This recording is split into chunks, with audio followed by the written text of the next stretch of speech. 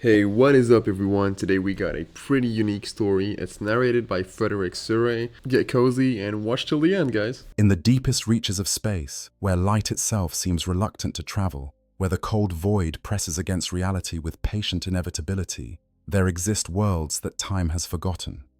These are not worlds in the conventional sense, not places where life flourishes or civilizations build their monuments to achievement.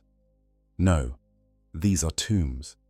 Vast planetary necropoli that house the sleeping forms of a race so ancient that their slumber predates the evolution of most sentient species in the galaxy. These are the tomb worlds of the Necrons, and they represent one of the most profound mysteries and dangers lurking in the dark spaces between the stars. Picture, if you will, a planet that from orbit appears dead. Its atmosphere is thin or absent entirely. Its surface, scarred by millions of years of meteorite impacts and the slow grinding of geological processes, unmediated by any living hand. There are no cities visible from space, no lights to mark centers of habitation, no electromagnetic emissions to suggest technological activity. To the casual observer, this is simply one more lifeless rock among billions, unremarkable save perhaps for its position in the galaxy or the composition of its crust. But beneath that barren surface, buried under kilometers of stone and earth and living metal, lies something that would terrify any species capable of understanding what it represents. The tomb complexes stretch for vast distances underground, networks of chambers and corridors that form three-dimensional cities of the dead. Each chamber serves a specific purpose in the grand architecture of preservation. Some house the stasis crypts themselves, those coffin-like structures where individual Necrons wait in suspended animation, their mechanical bodies powered down to the barest minimum of function. Others serve as storage for weapons and equipment, arsenals stocked with implements of war that have not been touched in 60 million years, but remain as deadly now as the day they were forged. Still others contain the control systems, the massive computational engines that monitor every aspect of the tomb's function, ensuring that the great sleep continues undisturbed until the proper time for awakening arrives. And that time is coming. Across the galaxy, on thousands of tomb worlds scattered among the stars, ancient systems are beginning to wake. The process is gradual, measured not in days or weeks, but in centuries and millennia, as layer upon layer of hibernation protocols are reversed and dormant systems return to function. Some tomb worlds have been awake for generations already. Their Necron inhabitants emerged into a galaxy they barely recognize, a universe that has evolved and changed in ways they could never have predicted during their ancient wars. Others are just now beginning the first stirrings of consciousness, their deepest systems activating in response to pre-programmed conditions or external stimuli that suggest the time for resurgence has arrived. On one such world, designated in ancient Necrontia records as Zaktai, but long since renamed or forgotten by whatever younger races might have discovered it, the awakening has been proceeding according to plan. The tomb beneath its surface is not among the largest, not one of the great crown worlds that once served as capitals for entire dynasties. It is, or was, a waypoint, a military outpost, established during the wars with the Old Ones to provide logistical support and staging areas for the Necrontyre legions. But even a minor outpost of that ancient empire contains more technological sophistication and military power than most current civilizations could muster. The awakening began 300 years ago, when stellar alignments and the shifting patterns of galactic energy fields satisfied certain conditions programmed into the tomb's deepest systems. Power started flowing from the core reactors, trickling at first through long dormant conduits, checking for damage or degradation that might have occurred during the eons of sleep. The autonomous maintenance systems came online first, as they always do, the scarabs and spiders and more exotic canoptech constructs that serve as the tomb's immune system and repair crew. They found work aplenty. For 60 million years is a long time, even for structures built to last eternity. Minor damage was everywhere, the subtle accumulation of quantum decay and probability breakdown that affects even living metal given enough time. but the damage was within acceptable parameters. The tomb's core remained intact. The primary systems showed no critical failures. The stasis crypts, those all-important chambers where the Necrons themselves waited, registered at 97% integrity, a remarkably high preservation rate given the time span involved. A few crypts had failed. Their occupants lost to malfunction or the slow breakdown of the systems that sustained them, but this was expected. The tomb's population, once numbering in the millions, now stood at just over 40 million functional units. A reduction, yes, but still a formidable force by any reasonable standard. The scarabs went about their work with the mindless efficiency that characterized their existence.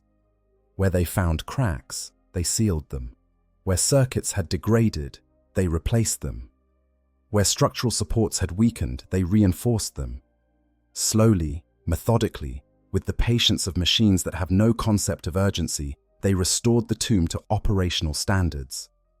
Behind them, the Canoptek spiders deployed their more sophisticated capabilities, checking the communications networks, verifying the integrity of the command hierarchies, ensuring that when the true masters of this place awoke, they would find their domain ready for their return to power. It was during one of these verification cycles that the anomaly was first detected. A spider, designation construct 779 in the tomb's database, was conducting a routine survey of storage sector 15 when it registered something unexpected. Power draw. Not much, barely 0.1% of the tomb's total output, but present nonetheless. And it was coming from a chamber that, according to all records, should be drawing no power at all. The chamber in question was designated a tertiary storage vault, a space allocated for backup components and spare materials that might be needed during the awakening process. Such chambers were kept unpowered during the Great Sleep, their contents preserved through purely passive means, the absence of decay in a vacuum being sufficient to maintain them indefinitely. But this chamber was powered. The readings were undeniable. Something inside was active, drawing energy in patterns that suggested more than mere passive observation. The spider's analytical systems cycled through possibilities. A malfunction in the power distribution network seemed most likely, perhaps some crossed circuit or degraded insulator that was allowing energy to leak into spaces where it should not go. But verification scans of the power grid showed no such fault. The energy was being deliberately routed to this chamber, following pathways that had been intentionally created rather than accidentally manifested. The spider filed a report and continued its survey, as its protocols demanded. The anomaly was noted, but not immediately acted upon. There were procedures for dealing with unexpected situations, hierarchies of response that ensured serious issues received appropriate attention, while minor irregularities did not unduly disrupt the awakening process. A low-level power draw in a storage chamber fell into the latter category. Concerning, perhaps, but not critical. Not something that required immediate escalation to higher authority, but the anomaly did not remain static. Over the following weeks, as the tomb's awakening continued and more systems came online, the power draw increased. Slowly at first, barely noticeable increments that could almost be attributed to measurement error, but steadily, undeniably, the energy flowing into that chamber grew. It reached a threshold where ignoring it was no longer possible, where the drain on the tomb's resources, however minor in absolute terms, represented a deviation significant enough to demand investigation. Construct 779 was dispatched to physically inspect the chamber. The journey through the tomb's corridors took several hours, for the complex was vast and the spider moved with deliberate caution, scanning constantly for any threats or additional anomalies that might complicate its mission. The tomb was waking, but it was not yet fully alert. Systems came online in stages, defensive measures activating according to carefully programmed priorities, until the higher functions were restored, until actual Necron consciousness returned to direct operations. The Canoptek constructs bore responsibility for the tomb's security, and they took that responsibility seriously. The chamber door, when the spider finally reached it, appeared normal. The seal was intact, showing no evidence of forced entry or degradation.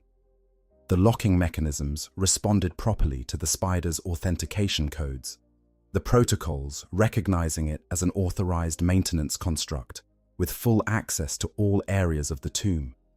But there was something odd about the way the door opened, a hesitation in the ancient mechanisms that suggested something on the other side was exerting pressure, was somehow resisting the door's movement, even though nothing should have been active within.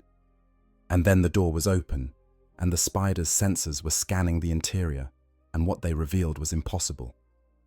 The chamber was indeed a storage vault, its walls lined with alcoves and compartments that held various pieces of equipment and material.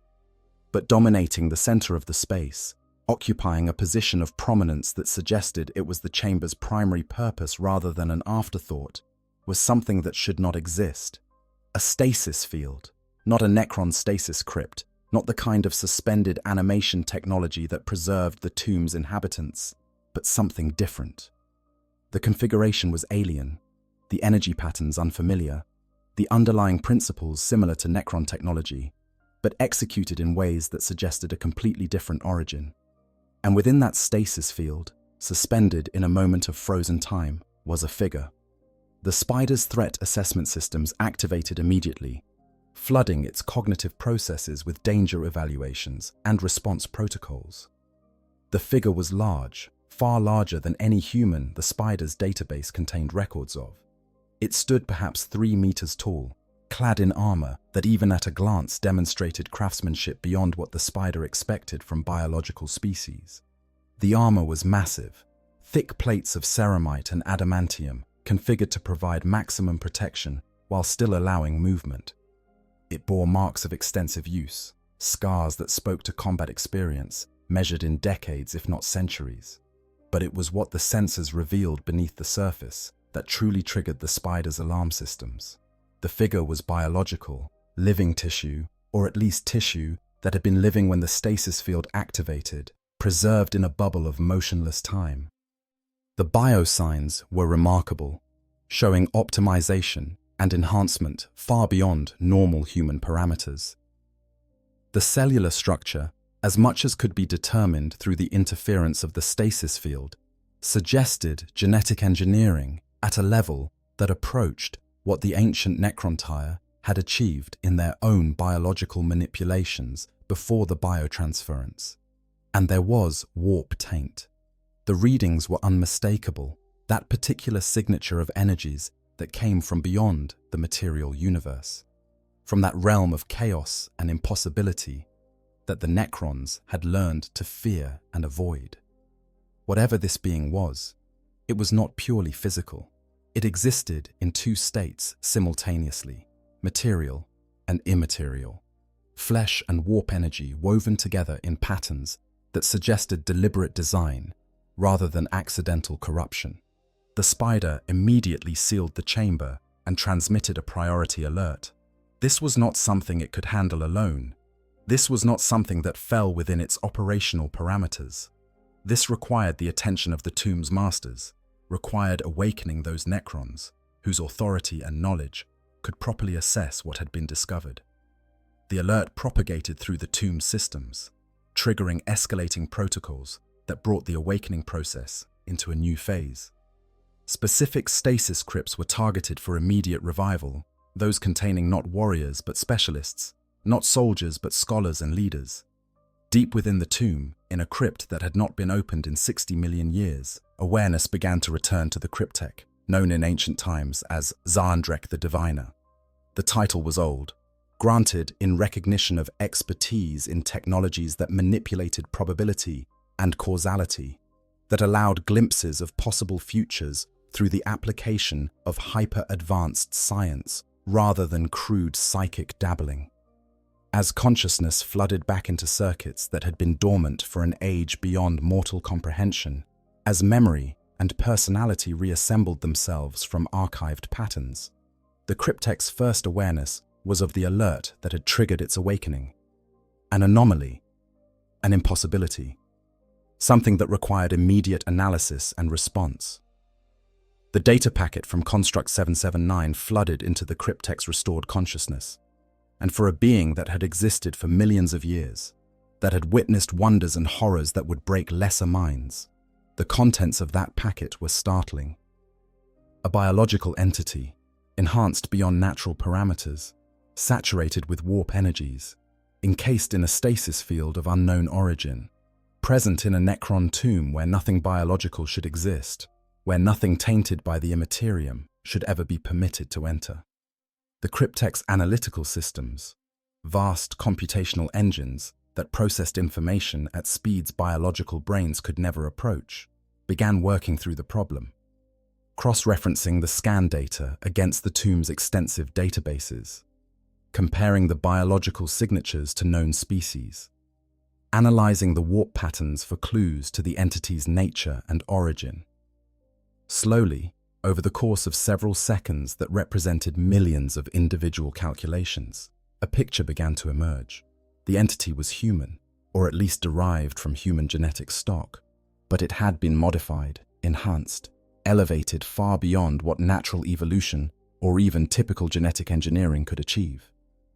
The cryptech's databases contained extensive information on humanity, that race of short-lived creatures who had somehow managed to establish dominance over much of the galaxy during the Necrons' sleep.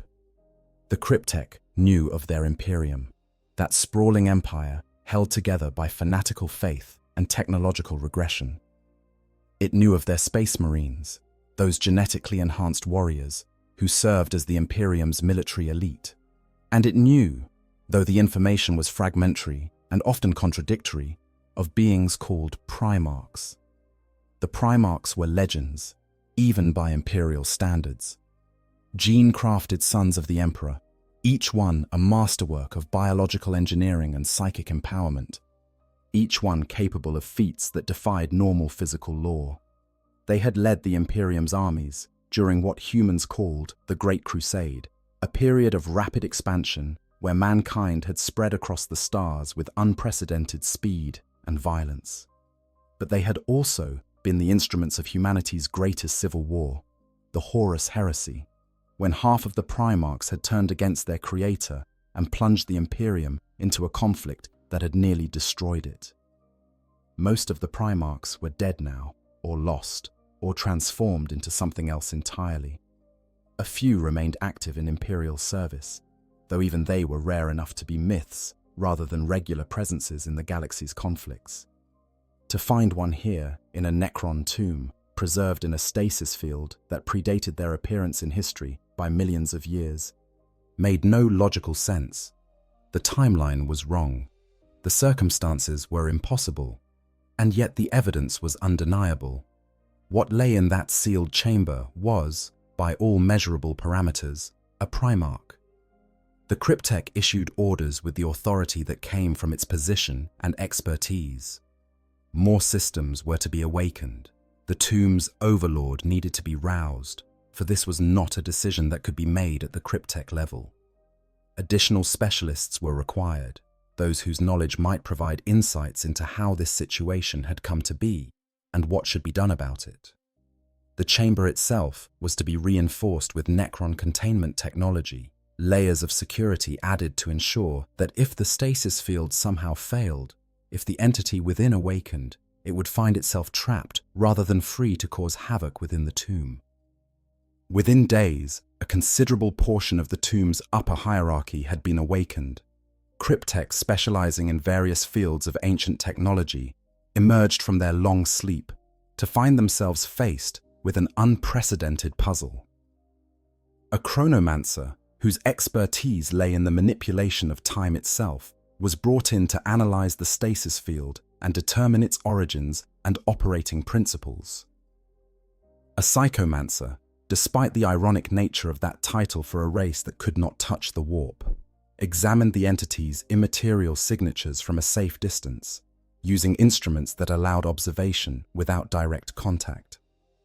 A biologist, one of the few Necrons who still retained extensive knowledge of organic systems from before the biotransference, studied the readings of the Primarch's physical structure with fascination and something that in a being capable of emotion might have been called envy. The Overlord, when finally awakened, brought a different perspective to the situation. Anrakir the Traveller had earned his title through a lifetime, or rather a death time, of journeying between tomb worlds, helping to awaken them and organizing them into coherent forces. He had seen much in his endless existence, had encountered situations that challenged even his vast experience. But a Primarch in a Necron tomb? This was novel even by his standards. His first action upon reviewing the situation was to seal the tomb from outside contact, until they understood what they were dealing with, until they had assessed all the risks and possibilities. No word of this discovery could be allowed to spread beyond this world. The implications were too significant, the potential complications too severe. Other Necron dynasties would want the specimen for themselves if they learned of it. The Imperium, if they somehow discovered that one of their precious gene fathers was in Necron hands, might attempt a recovery operation regardless of the cost. Better to keep this secret, at least until they had decided what to do with their unexpected find. The council that convened in the tomb's strategic chamber was unlike any meeting the participants could remember from before the Great Sleep. Then, when they had been Necron Tyre, councils had been filled with emotion and political maneuvering, with personal ambitions and dynastic rivalries shaping every decision. Now, stripped of flesh and feeling, their deliberations were purely logical, conducted in the precise mathematical language of probability and outcome assessment. But the subject matter was anything but dry. They were discussing a being that represented everything they had given up and everything they had sought to become, all embodied in a single, impossibly perfect biological form. The chronomancer spoke first, presenting findings that had required extensive analysis to verify. The stasis field containing the Primarch was not of Necron design, but neither was it of any currently known human technology. Its principles were sound, even elegant in their application, but the execution showed a sophistication that suggested either access to knowledge from humanity's dark age of technology or, more disturbingly, assistance from some other source. The field's temporal lock was absolute, creating a bubble of frozen time within which entropy itself ceased to function. The Primarch within was not aging, not decaying, not changing in any way. It was locked in a perfect moment, preserved as completely as if reality itself had been paused. But there were anomalies in the field's structure, patterns that suggested it had not been created where it currently existed. The energy signatures showed traces of warp transit, suggesting the stasis field and its contents had traveled through the Imperium at some point in their history. This was consistent with the theory that something had brought the Primarch here, that its presence was not coincidental, but rather the result of deliberate action, or at least intentional consequences.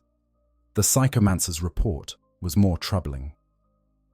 The warp signatures emanating from the Primarch were unlike anything in the tomb's databases. They were not the chaotic, corrupted energies typically associated with warp entities or demonic possession.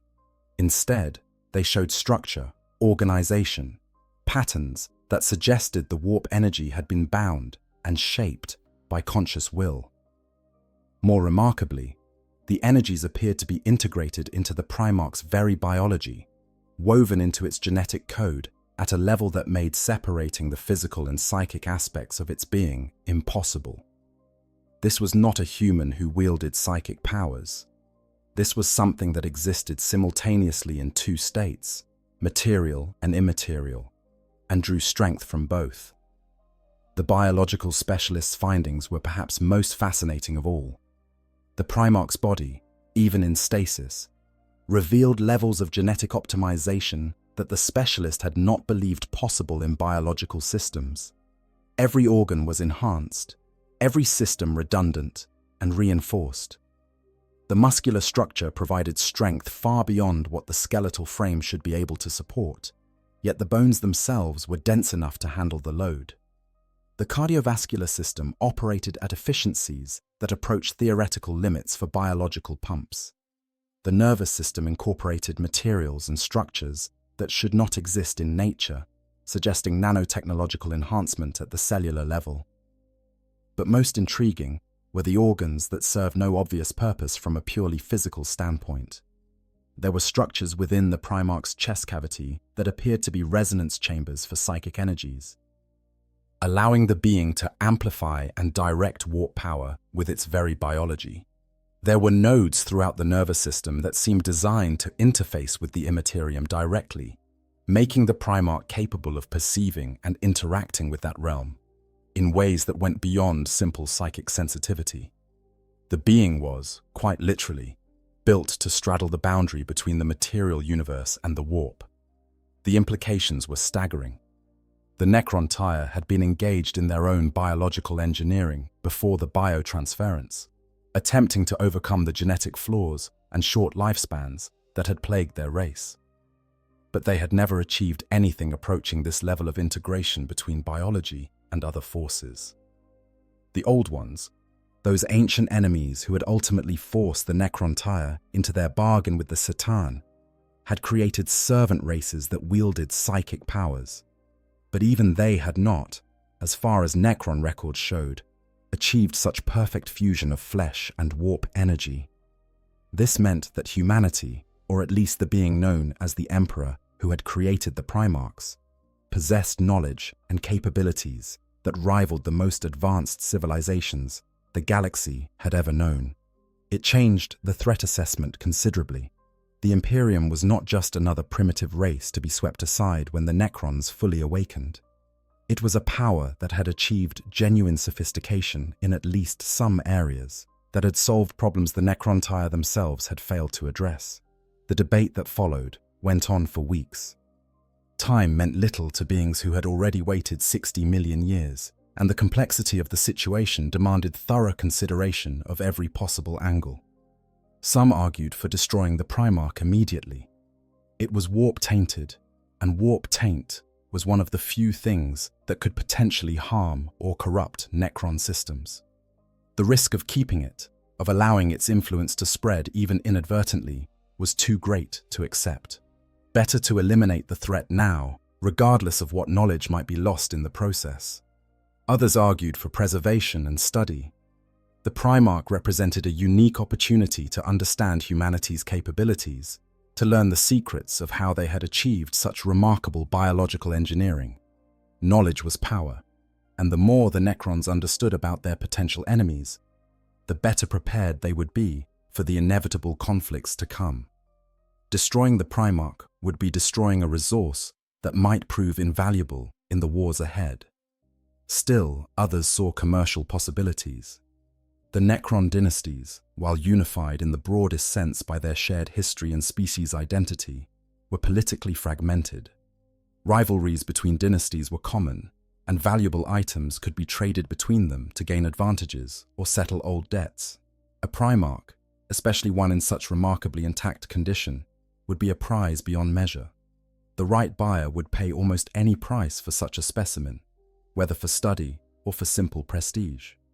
This last possibility received particular attention when word of the discovery, despite the Overlord's attempts at secrecy, somehow leaked beyond the tomb. Perhaps one of the awakened Necrons had contacted allies on other worlds. Perhaps the communications systems, reactivating after their long dormancy, had carried more information than intended.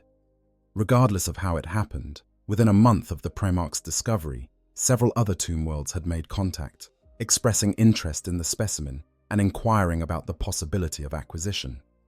Most significant among these contacts was a message from Trazyn the Infinite, the self-proclaimed archaeivist of Solemnace, and perhaps the most famous collector among all Necron dynasties. Trazyn's reputation preceded him. He was known throughout the Necron race as a being who had made preservation of history and artifacts his sole purpose, who had filled vast galleries with specimens and relics from across the galaxy and across the ages. His collection was said to contain items so rare and valuable that entire civilizations would go to war for possession of even a fraction of what he held. For Trazyn to express interest in the Primarch was both flattering and concerning. flattering because it confirmed the specimen's value, that even a collector as discerning as Trazyn found it worthy of notice. Concerning because Trazyn was also known for his persistence in acquiring what he wanted, and for his willingness to use methods both diplomatic and forceful when necessary to add to his galleries. The message Trazyn sent was a masterwork of Necron diplomatic protocol. It acknowledged the tomb's right to the specimen by virtue of discovery and possession, important points in Necron law where ownership was sacred and theft between dynasties was among the most serious offenses possible. It expressed admiration for the find and congratulations on the awakening process going so smoothly as to allow such a discovery to be made. And it delicately, without being presumptuous, suggested that perhaps there might be mutual benefit in discussing the possibility of the specimen changing hands, should the tomb's leadership be open to such a conversation. The Overlord, reading this message, understood the subtext perfectly. Trazyn wanted the Primarch, wanted it badly enough to reach out personally rather than through intermediaries, badly enough to be willing to trade items from his own collection to acquire it. This was an opportunity. Trazyn's galleries contained artifacts and technologies that could be of tremendous use to a tomb world in early awakening. His resources, his knowledge, his connections to other dynasties, all of these could prove valuable if properly leveraged. But it was also a risk. Inviting Trazyn to negotiate meant revealing more about what they had discovered. I have to pause here for a moment because this scenario really highlights something I find fascinating about Warhammer 40K's grimdark setting. We often think of Space Marine dreadnoughts as these honorable, revered war machines, and we think of Necrons as soulless killing machines. But when you really dig into the lore, both are tragic figures trapped in metal coffins, neither truly alive nor allowed to die. I've read countless 40K stories over the years, and the ones that stick with me aren't always the epic battles or the galaxy-spanning crusades. It's these quieter moments, these impossible encounters where enemies discover they're not so different after all, where both sides are suffering under the weight of existence they never asked for. A dreadnought pilot has been awake for maybe a few centuries at most, and he's already questioning the burden. Imagine being a Necron who's carried that weight for 60 million years. That's what makes this setting so compelling to me. Strip away the weapons, the faction colors, and you're left with beings asking the same fundamental questions about meaning and purpose. Anyway, let me get back to what happens next. Meant potentially showing weaknesses in the tomb's security, or preparedness that a being as cunning as the Archaeovist might exploit. And there was no guarantee that negotiations would result in terms favorable to the tomb. Trazyn was famous for driving hard bargains, for extracting maximum value from every trade he made. Still, the Overlord decided that opening communications was worth the risk. A message was sent in return, carefully worded to acknowledge Trazyn's interest without committing to anything specific. It confirmed that the tomb had indeed discovered a specimen of significant value, that this specimen was being carefully preserved and studied, and that while the tomb's leadership had not yet decided on its final disposition, they would be willing to hear proposals from interested parties. The response was remarkably fast, suggesting Trazyn had been waiting for just such a reply. Within days, a delegation was en route to the tomb world, traveling through the webway using dolmen gates that the Necrons had long ago hijacked from their Eldari creators. The delegation would arrive within weeks, and when it did, the real negotiations would begin. In the meantime, the tomb's cryptex continued their studies of the Primarch. Every scan, every analysis, every bit of data gathered added to their understanding of what they were dealing with, and the more they learned, the more remarkable the specimen became. The genetic engineering alone represented work that would have taken the Necron centuries to achieve, and that was before considering the psychic integration. Whoever had created this being, this emperor that humanity worshipped, possessed capabilities that demanded respect, even from beings who had existed for millions of years. But there were troubling developments as well. The stasis field, which had been absolutely stable when first discovered, began showing subtle fluctuations. Nothing dramatic, nothing that suggested immediate failure, but changes nonetheless. The chronomancer monitoring these fluctuations reported that the temporal lock was no longer perfect. Somehow, despite the stasis field's power, time was beginning to leak through. The Primarch within was starting, very slowly, to move forward through time again. The implications were immediately obvious and deeply concerning. If the stasis field failed, if the Primarch awakened, they would be faced with an active, conscious, extremely powerful being in the heart of their tomb. A being that would almost certainly be confused, disoriented, and quite possibly hostile when it realized where it was and who surrounded it. The tomb's forces, while formidable, were not yet at full strength. The awakening was still in progress, with the vast majority of the tomb's warriors and war machines still in stasis. A Primarch loose in the tomb could cause catastrophic damage before it could be contained or destroyed. The Overlord ordered immediate reinforcement of the chamber's security. Lichguard, the elite bodyguards who served Necron nobility, were awakened ahead of schedule and stationed outside the sealed room. Defensive systems were activated, weapons trained on the chamber's entrance with orders to fire on anything that emerged without proper authorization. Canoptech constructs swarmed the area, ready to swarm any intruder with overwhelming numbers if the heavier weapons proved insufficient. But the Overlord also accelerated the timeline for dealing with the Primarch. They could not afford to wait indefinitely, not with the stasis field showing signs of degradation. A decision needed to be made soon about what to do with the specimen. Keep it? Destroy it? Trade it? Each option carried risks and benefits that needed to be weighed against the reality that their window for acting was closing. When Trazin's delegation arrived, the Overlord was ready.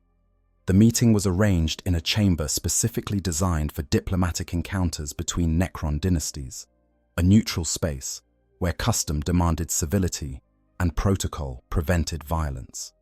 The Overlord attended with their full retinue, a show of force that was also a show of respect.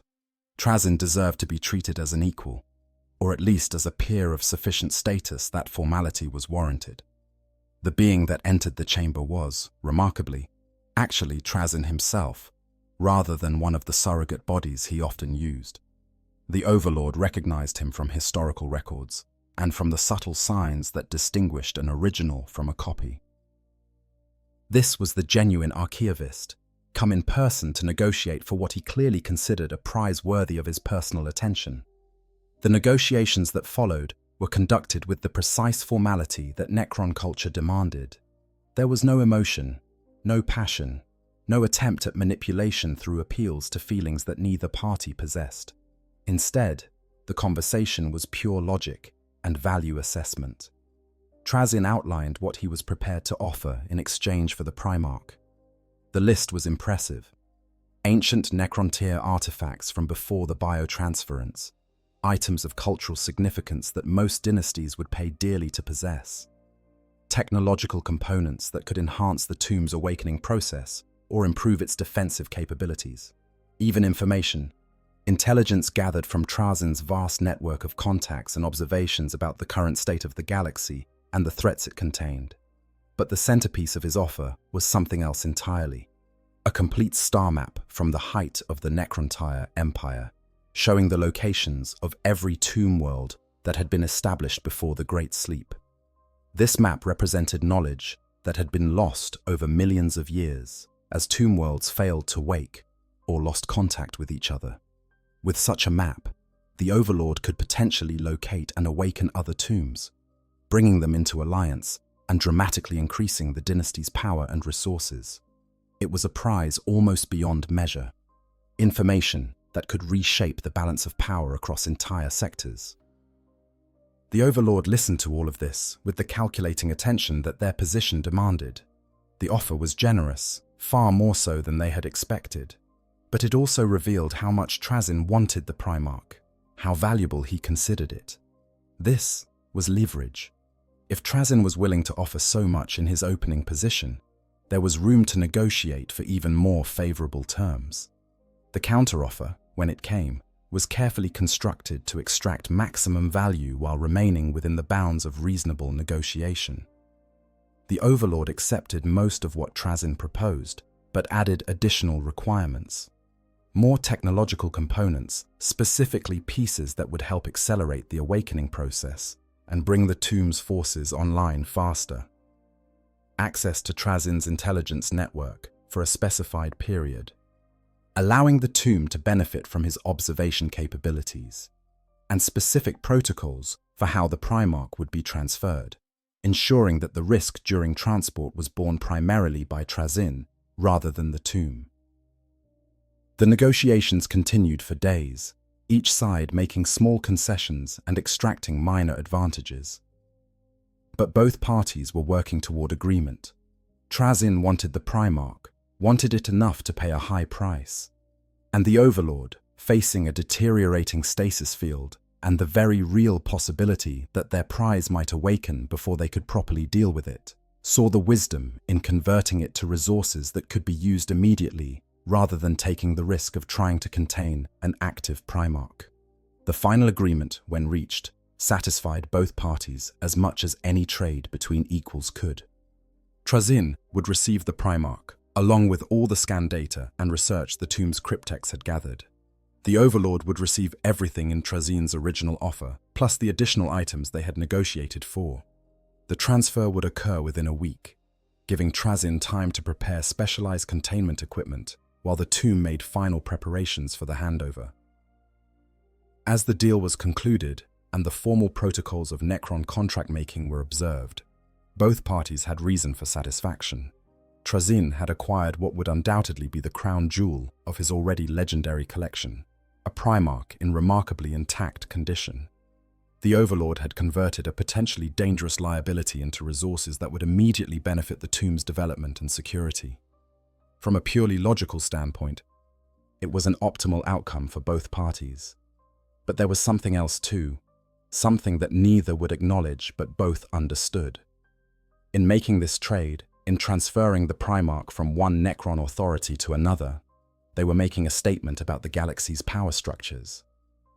The Primarch, for all its individual power and significance, was ultimately just another resource to be traded and allocated according to Necron priorities. The Imperium might revere these beings as demigods, might build their entire military structure around the gene seed derived from them, but to the Necrons, they were specimens. Valuable certainly, but not sacred, not beyond the scope of normal commerce and negotiation. It was a reminder, subtle but clear, of the fundamental difference in perspective between the ancient machine race and the biological civilizations that had risen during their sleep. The Necrons did not worship. They did not revere. They calculated, assessed, and acted according to logical principles that had been refined over millions of years of existence. The Primarch was valuable, yes, but its value could be quantified, compared to other values, and traded when the mathematics favored such an exchange. The week passed quickly as both parties prepared for the transfer. Trazyn's forces arrived with containment equipment that was remarkable even by Necron standards. Multiple layers of stasis fields, each configured to different principles and operated independently. Physical shielding that could withstand weapons capable of cracking planets. Quantum locks that would prevent any form of teleportation or dimensional shifting from allowing escape. The Primarch would be transferred in a prison so secure that even if it somehow awakened, even if the stasis fields all failed simultaneously, it would still be contained. The tomb's cryptex, for their part, compiled every piece of data they had gathered into comprehensive databases that would accompany the specimen. Scan results, analysis reports, theoretical models of how the Primarch's biology functioned, all of it packaged in formats that would allow Trazyn's own specialists to continue the research. It was good scientific practice, ensuring that knowledge gained would not be lost, and it also fulfilled the terms of their agreement. The transfer itself was anticlimactic. The chamber was opened under heavy guard, with weapons trained on every possible angle and canoptech constructs swarming the area. The Primarch, still locked in its original stasis field, was carefully maneuvered into Trazin's containment systems. Layer after layer of security was added, each one verified and certified before the next was activated. Finally, when the specimen was as secure as Necron technology could make it, it was loaded onto Trazin's transport vessel. As the vessel departed, carrying its precious cargo through the webway towards Solemnace, the Overlord stood in the tomb's strategic center and considered what had been accomplished. They had converted a discovery into resources, turned a potential threat into actual benefit. The star map alone would prove its worth 100 times over as they used it to contact other tomb worlds and build the alliances necessary for survival in a hostile galaxy. The technological components would accelerate their awakening, bringing their forces online faster and improving their defensive capabilities. And the intelligence access would help them navigate the complex political landscape of the current age. But the Overlord also felt something that might, in a being capable of emotion, have been called wistfulness. The Primarch was gone, and with it went the opportunity to fully unravel its secrets. Yes, they had scan data and analysis reports, but those were poor substitutes for having the actual specimen available for continued study. Who knew what additional insights might have been gained with more time, more research, more careful examination of how such a being had been created? These thoughts were set aside, filed away in memory banks where they could be reviewed later if relevant, but would not interfere with current priorities. The tomb's awakening continued. More Necrons were roused from stasis, more systems brought online, more preparations made for the day when the tomb would be fully operational and ready to assert itself in the wider galaxy. The discovery of the Primarch had been a fascinating detour, but it was just that, a detour. The real work of rebuilding the dynasty and reclaiming what had been lost during the Great Sleep still lay ahead. And yet, in the minds of the cryptecs who had studied the specimen, in the processes of the Overlord who had made the decision to trade it, in the consciousness of every Necron who had learned of its discovery, something had changed. They had seen evidence, direct and undeniable, that the biological races were capable of achievements that demanded respect. The Imperium, whatever its flaws and limitations, had created beings that rivaled the works of the Old Ones themselves. This was not a civilization that could be dismissed or underestimated. The wars to come would not be simple. The Necrons' assumption of inevitable superiority, based on their technological advantages and millions of years of accumulated knowledge, had to be tempered with recognition that other races had made their own advances during the Great Sleep. Humanity, in particular, had proven capable of innovations that challenged Necron preconceptions about what biological life could achieve. This knowledge would shape strategy going forward. It would inform intelligence-gathering priorities, military planning, diplomatic approaches to other powers. The discovery of a single Primarch had, in its way, altered the Necrons' understanding of the galaxy they were awakening into. And that understanding spread through the networks that connected tomb worlds, shared among dynasties, and incorporated into the collective knowledge that informed Necron decision-making, would have consequences that rippled across sectors and echoed through generations. On Solemnace, in galleries that stretched for kilometers beneath the surface of that carefully maintained tomb world, Trazin the Infinite added his newest acquisition to his collection. The Primarch, encased in its multiple layers of containment, was given a place of honor among the countless other specimens and artifacts that filled the Archaeovist's domain. It stood in a gallery dedicated to the age of the Imperium, surrounded by space marines in various armor marks, by Imperial Guard regiments frozen in the act of advancing or defending, by inquisitors and tech priests, and countless other examples of humanity's diverse military and political structures. But the Primarch stood apart from all of these, elevated on a dais that marked it as something special, something worthy of particular attention. Trazin had paid a high price for this specimen, higher than for almost any other acquisition in his long existence. But as he stood before it, as his sensors scanned its frozen form and his processors considered the mysteries it represented. He knew the price had been worth it. This was not just another piece in his collection. This was a window into one of the galaxy's great secrets, a key to understanding how humanity had achieved what it had. And someday, perhaps, when the proper moment arrived, when the stars aligned in just the right way and the opportunities presented themselves, he might awaken it, might attempt communication, might try to learn what insights such a being could provide. It was a dangerous proposition, fraught with risks, that even his considerable resources and security measures might not be able to contain. But Trazyn had always been willing to take calculated risks in pursuit of knowledge. It was what made him the greatest collector in the galaxy, what allowed him to acquire pieces that others could only dream of possessing.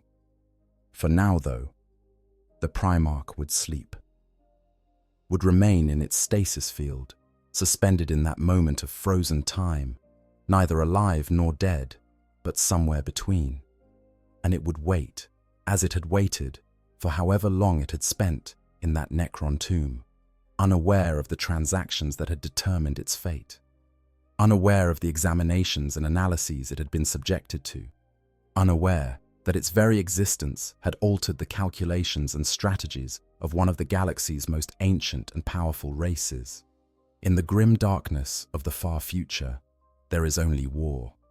But there are also moments like this, brief intersections of fate where different civilizations and powers meet in unexpected ways, where a discovery in an ancient tomb leads to negotiations between machine nobles, where a relic of humanity's greatest achievements becomes currency in the economics of immortal collectors, where the very nature of what it means to be alive or dead, or something in between, is called into question by the existence of beings who straddle multiple states simultaneously.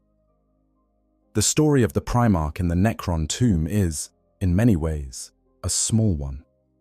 One discovery, one trade, one addition to one collection among billions of artifacts, spread across a galaxy full of wonders and horrors. But it is also a story that speaks to larger truths about the universe we inhabit, about the strange and complex relationships between the races that compete for dominance, about the way that even the smallest events can have consequences that echo far beyond their immediate circumstances. And for those of us who study this history, who seek to understand the intricate web of cause and effect that shapes galactic events, stories like this are invaluable. They show us that even civilizations as alien to each other as the Necrons and humanity can find common ground, can engage in transactions that benefit both parties, can recognize in each other the same fundamental drives and desires that motivate all sentient beings. The need to survive, to thrive, to understand, to preserve, to create meaning in a universe that offers none inherently. The Primarch sleeps on, unaware of all of this, unaware of the debates it sparked, and the trades it enabled, and the strategic calculations it forced ancient minds to reconsider. But its influence persists, spreading through the networks of communication that connect tomb worlds, incorporated into the vast databases that inform Necron policy and planning.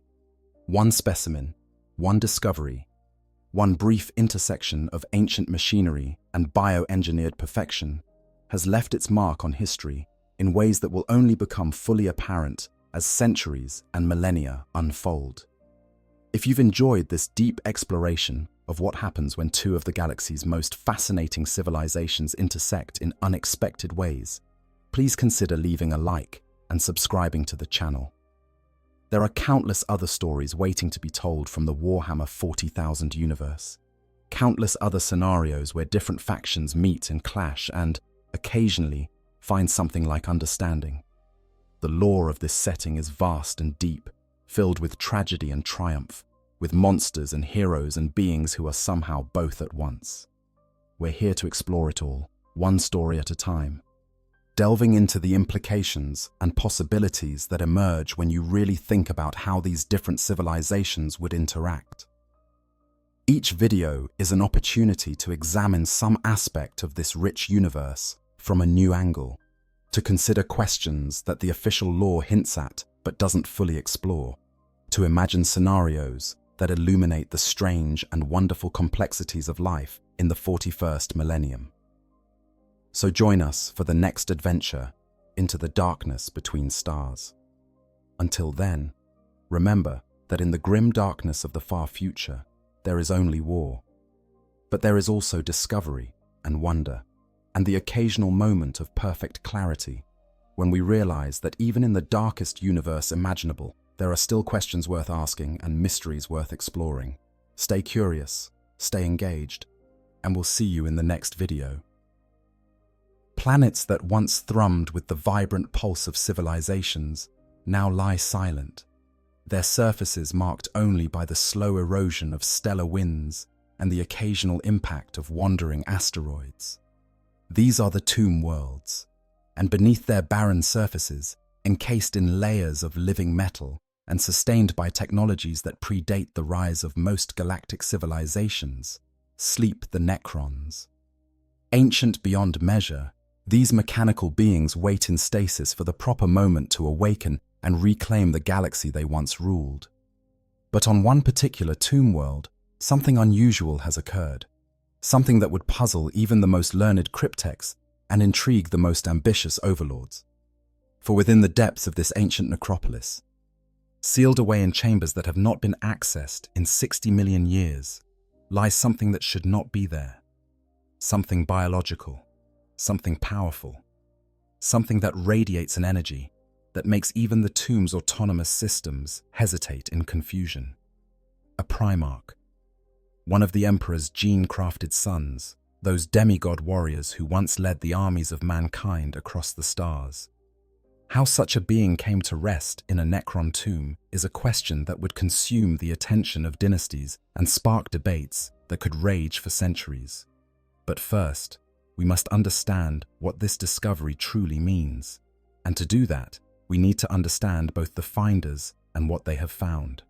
The awakening of a tomb world is not a sudden event. It unfolds gradually, layer by layer, as ancient systems slowly power up from their millions of years of dormancy. The process begins deep within the planet's core, where massive reactors that tap into the fundamental forces of reality itself begin to stir. Energy, carefully hoarded and preserved through eons of sleep, starts to flow through conduits of living metal, racing through networks that span the entire world like the nervous system of some vast buried titan. The first systems to activate are always the defensive mechanisms. Autonomous scarabs, those beetle-like constructs no larger than a human hand, begin their eternal work of maintenance and repair. They scuttle through corridors that have been sealed for longer than human civilization has existed, their sensors probing for any damage that time might have inflicted upon the tomb's structure. Where they find cracks or failures, they set to work immediately, their bodies transforming into the very metal needed to patch and restore. It is efficient, methodical, and utterly without emotion or urgency.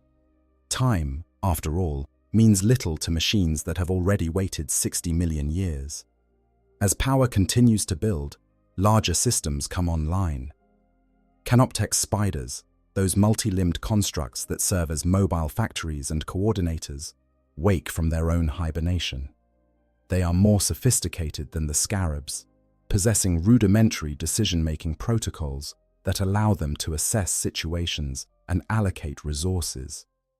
They begin their prescribed routines, checking the status of stasis chambers, verifying the integrity of the tomb's deeper systems, ensuring that when the true masters of this world awaken, everything will be in perfect order.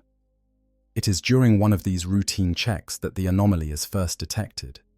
A Canoptek spider, making its way through a section of the tomb that serves as a vast storage archive, registers something unusual. One of the chambers, a sealed vault that according to all records should contain nothing but backup power cells and replacement components, is drawing energy. Not much, barely a fraction of what the occupied stasis crypts require, but enough to register on the spider's sensors. More puzzling still, the energy signature is configured in a pattern that does not match any known Necron technology. The spider's protocols are clear. Anomalies must be investigated and, if they pose a threat to the tomb's integrity, eliminated.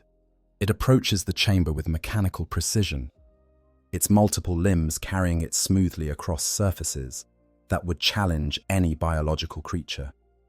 At the chamber door, it pauses. The seal is intact, showing no signs of damage or unauthorized access. The encryption codes are ancient, dating back to before the Great Sleep, and they authenticate properly when the spider queries them. Everything suggests that this chamber should be exactly as it was left 60 million years ago, but the energy draw remains. The spider's cognitive processes cycle through thousands of possible explanations in microseconds. A malfunction in the power distribution network? Unlikely, given the redundancies built into every system. Unauthorized activation by some external force? Impossible, given the intact seals and security measures. The most logical conclusion, though it violates several parameters of expected behavior, is that something inside the chamber itself is active. Something that requires power. Something that was not supposed to be there. The decision to open the chamber is not one the spider makes lightly. Its protocols emphasize caution, the preservation of the tomb's status quo until the true masters awaken. But the energy drain, however minor, represents a deviation from expected parameters. It must be investigated. The spider extends a specialized limb, interfacing with the door's control systems. Ancient mechanisms, maintained perfectly by the scarabs that have tended this tomb for millions of years, respond smoothly. Seals disengage with barely a whisper of sound. The door, massive and constructed of the same living metal that makes up the Necrons themselves, slides open. The chamber beyond is not large, perhaps 20 meters on each side, its walls lined with storage alcoves and maintenance stations. But dominating the center of the space is something that makes even the spider's basic threat assessment protocols activate. It is a stasis field, similar in function to those that preserve the Necrons themselves but configured differently, using principles that the spider's ancient knowledge base does not fully recognize. Within the field, suspended in a bubble of frozen time, is a figure. The figure is massive, easily twice the size of a normal human, clad in armor that, even to the spider's mechanical perception, radiates an aura of craftsmanship and purpose. The armor is ornate, covered in scrollwork and symbols that the spider's pattern recognition systems identify as being of human origin, but elevated far beyond the crude industrial products typical of that species. This is artifice on a level that approaches, though does not quite reach, Necron tire engineering standards. The plates are thick, clearly designed to withstand tremendous punishment, and they bear the marks of extensive combat. Scorch marks, deep gouges, areas where the metal has been stressed and repaired, all speak to a warrior who has seen countless battles. But it is what lies within the armor that truly captures the spider's analytical attention. The figure inside is biological, of that there is no doubt. The stasis field, while of unfamiliar design, functions on principles that are universal, the suspension of temporal progression to preserve whatever lies within, and the biological signatures that the spider's senses detect are remarkable. This is no ordinary human. The cellular structure, as much as can be determined through the stasis field's interference, is far too perfect, too optimized. The energy patterns within the body suggest a fusion of biological and psychic potential that should not be possible in a purely physical form. And there is something else. Something that makes even the spider's limited consciousness recoil slightly. A resonance that comes from beyond the material universe, a taint of the warp that clings to this being like a second skin. The Necrons know the warp well, or rather, they know to avoid it. That realm of psychic energy and demonic entities represents everything they gave up when they underwent biotransference, everything they can no longer access, and everything that poses one of the few genuine threats to their otherwise near-invincible forms. The spider immediately seals the chamber again and transmits its findings through the tomb's communication network. The data packet it sends is comprehensive, including detailed scans, energy readings, and a complete record of everything it observed. This is not a decision it can make alone. This is not something that falls within its operational parameters. This requires the attention of higher functions. This requires the awakening of the cryptex, those Necron lords who specialized in technology and science, even in the days when they were flesh and blood. This requires the attention of the tomb's masters. The message travels through the tomb's systems, triggering escalating alert protocols. Within hours, the awakening process that would normally take decades begins to accelerate. Power flows to specific stasis crypts, to those chambers that house not the common warriors, but the nobility, the specialists, those whose knowledge and authority will be needed to address this unprecedented situation. The scarabs work with increased urgency, ensuring that every system involved in the awakening process functions flawlessly. There can be no errors, no malfunctions. Not now. Deep within the tomb, in a chamber lined with honors from wars fought before the stars themselves were young, a stasis crypt begins to activate. The being within is a cryptek, one who in life had been called Zandrek, though countless years of mechanical existence have rendered many such names meaningless. As consciousness returns, flooding back into circuits that have been dormant for subjective eternities, memory and awareness reassemble themselves like pieces of a vast puzzle. The cryptek remembers the Great Sleep, remembers the decision to enter stasis, remembers the calculations that suggested the galaxy would need precisely 60 million years to reach the proper state for Necron resurgence. But this awakening is premature. The internal chronometers confirm it. They are awake early, far earlier than the planned time. This alone would be concerning, but the data packet that floods into the cryptek's consciousness explains the reason for the early rousing, an anomaly, an impossibility, something that requires immediate analysis and decision. As the stasis field fully disengages and the cryptek's body completes its transition from dormancy to full function, it immediately accesses the data from the spider, the scans, the readings, the images of what lies sealed in that chamber. For a being that has lived for millions of years, who has witnessed the death of stars and the birth of galaxies, surprise is a rare emotion.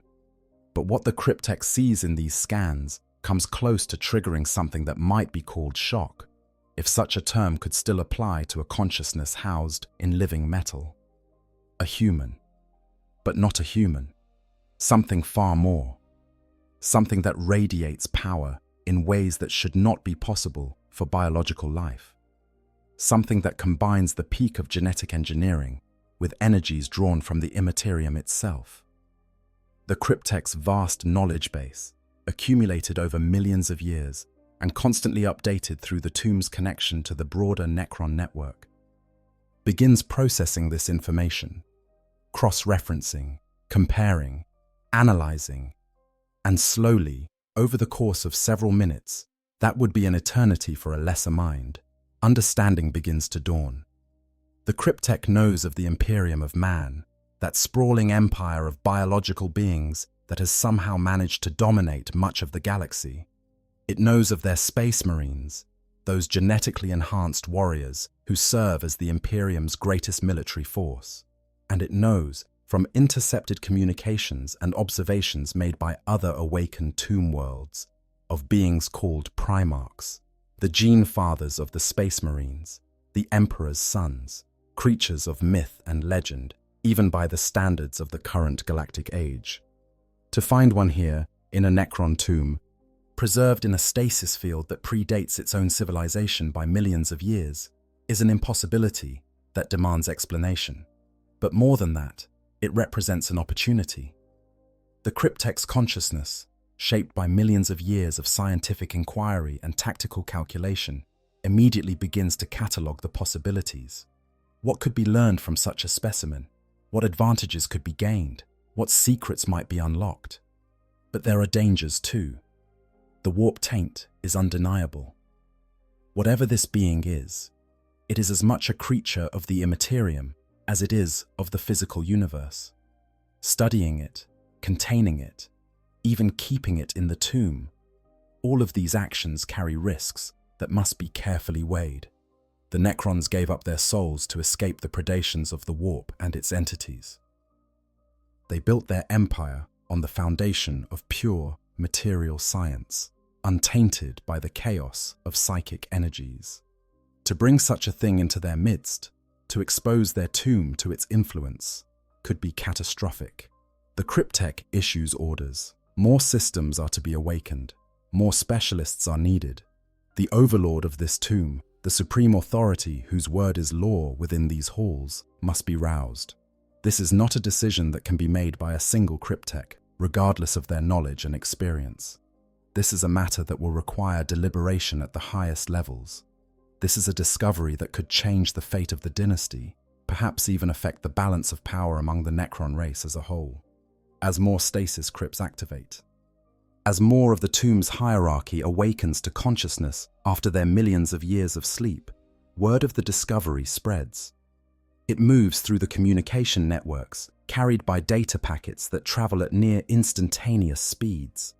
It reaches other systems, other Cryptechs, who might have knowledge relevant to this situation, and inevitably, it reaches the attention of beings whose interest in such matters goes beyond mere scientific curiosity.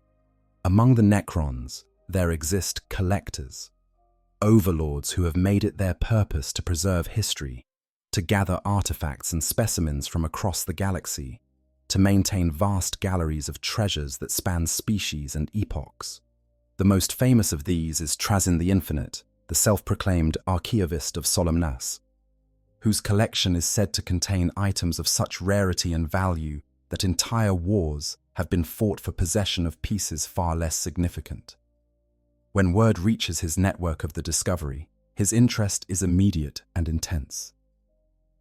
A Primarch, one of the Emperor's gene-crafted sons, preserved, intact, and apparently undamaged. Such a specimen would be the crown jewel of any collection, surpassing even the space marines he already possesses, even the ancient artifacts from humanity's dark age of technology.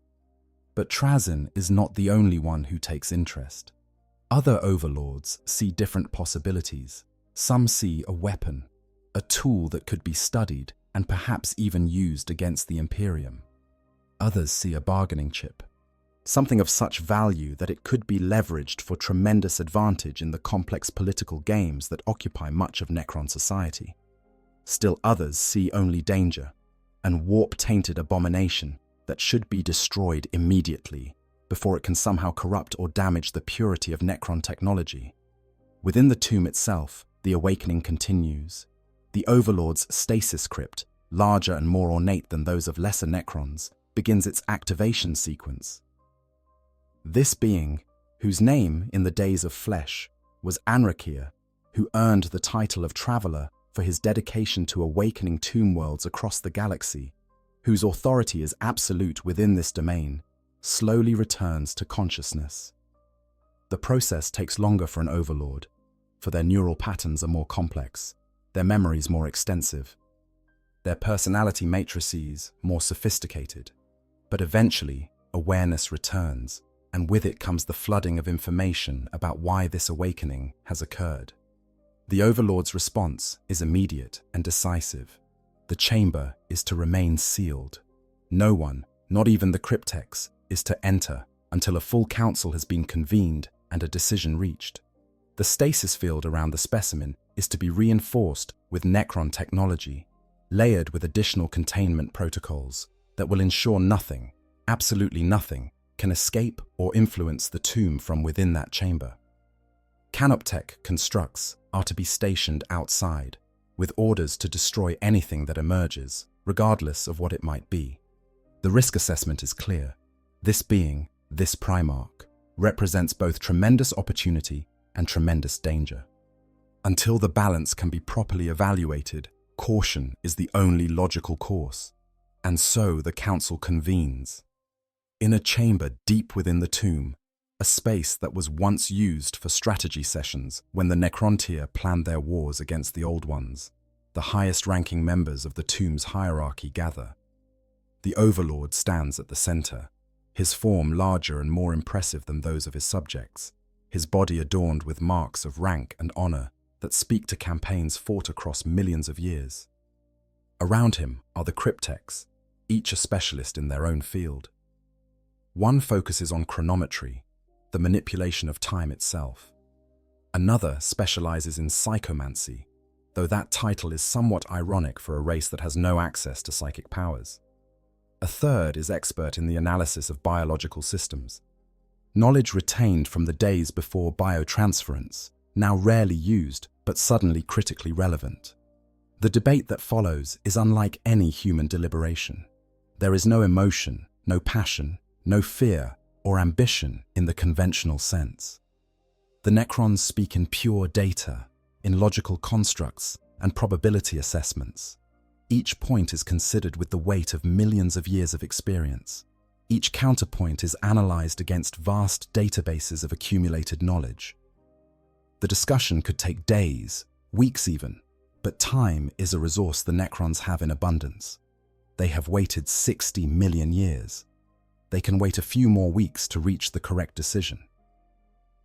The cryptech specializing in biological systems presents the first analysis. The being in the chamber is, without question, one of the specimens known as Primarchs. The genetic markers, the cellular structure, the overall architecture of the body, all match descriptions and data gathered from observations of the Imperium.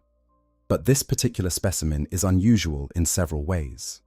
First, the armor it wears is not of any currently observed pattern. The style, while clearly of Imperial origin, suggests a design that predates the current configuration by thousands of years. This alone is significant, as it suggests this particular Primarch has been in stasis for an extensive period, possibly since the time known to humans as the Horus Heresy, that great civil war that nearly destroyed their Imperium. Second, and more intriguingly, the stasis field containing the Primarch is not of human design. The cryptech has analyzed every aspect of its configuration, and while the principles are universal, the execution is distinctly different from any known human technology. The field is more sophisticated, more efficient than anything the current Imperium seems capable of producing, which raises an obvious question. Who put this Primarch in stasis, and why? The chronometric specialist offers a hypothesis. The tomb world they occupy was once part of a Necrontier colony network, a chain of planets that served as waypoints for travel across this sector of the galaxy. When the decision was made to undergo the Great Sleep, all of these worlds were prepared simultaneously, their populations entering stasis in a coordinated sequence. But this particular world was special. Its position in space, at the convergence of several major warp currents, made it strategically valuable. It was possible, the specialist suggests, that in the time between the Necrons entering stasis and now, something occurred that brought the Primarch to this world. Perhaps a warp storm, one of those catastrophic disturbances in the immaterium that can scatter ships across space and time. Perhaps a deliberate act, someone seeking to hide this Primarch by placing them in a location they believed would never be disturbed. The psychomantic specialist, despite the irony of their title, has been analyzing the warp signatures detected by the initial scans. Their expertise lies in understanding the immaterium from a purely theoretical and observational standpoint, studying it as one might study a natural phenomenon that cannot be directly interacted with. What they report is deeply concerning. The Primarch is not merely tainted by the warp, it is fundamentally infused with warp energy. The being's very existence seems to straddle the boundary between the material universe and the immaterium in ways that should not be possible. This is not corruption, at least not in the traditional sense. This appears to be by design, a deliberate integration of psychic energies into a biological framework. This last point sparks considerable debate among the assembled Necrons. How could biological beings possibly wield such energies without being consumed by them? The warp is chaos incarnate, the realm of impossible things where reality itself becomes fluid and thought can reshape matter. The old ones had mastered such techniques, using the warp to create weapons and servants to fight the Necrontyr. But humans, the Necrons' data on humanity suggests they are among the most vulnerable of all species to warp corruption. Their psyches often becoming gates through which demons can enter reality. Yet this Primarch, saturated with immaterial energy as it is, shows no signs of demonic possession or corruption. The energy is integrated, controlled, somehow made stable within a biological matrix. The implications are staggering. If humanity has developed techniques to safely harness warp energy, to bind it into physical forms without the usual costs and corruption, then they have achieved something the Necrons believed impossible. It changes the threat assessment considerably. The Imperium, which the Necrons had largely dismissed as a primitive but numerous civilization, might possess knowledge and capabilities far beyond what was previously estimated.